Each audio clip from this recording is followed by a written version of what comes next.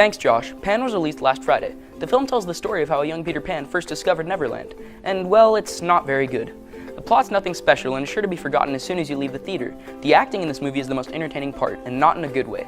Levi Miller, who plays Peter Pan, does an okay job, but nothing spectacular.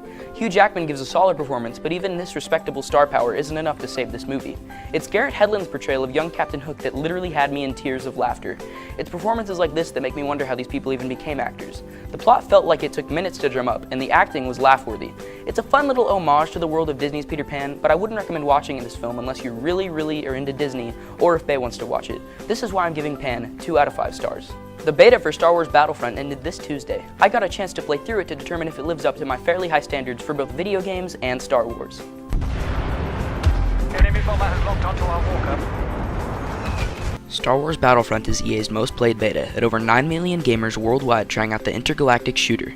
It's truly a sight to behold, blasting away at rebel scum on the icy surface of Hoth as a TIE fighter whizzes by, engaging in a dogfight with an opposing X-Wing. It's moments like this that had my jaw ajar during the first 30 minutes or so. But I had to set my fanboy bias aside and ask myself, if this wasn't Star Wars, would this be a good game? The answer to that is, As far as innovation goes, Battlefront doesn't really do anything that Battlefield wasn't doing years ago. In fact, the map seems slightly more linear than the large destructive war zones of Battlefield 3. Now, of course, this is a beta and should be treated as such. Only so much of the game's content is available for testing, but what I've seen so far has only captivated me due to the fact that it's freaking Star Wars. It's hard to say how quickly this game will get old. It retails as a fully fledged $60 game, and EA has announced a season pass for an additional $50.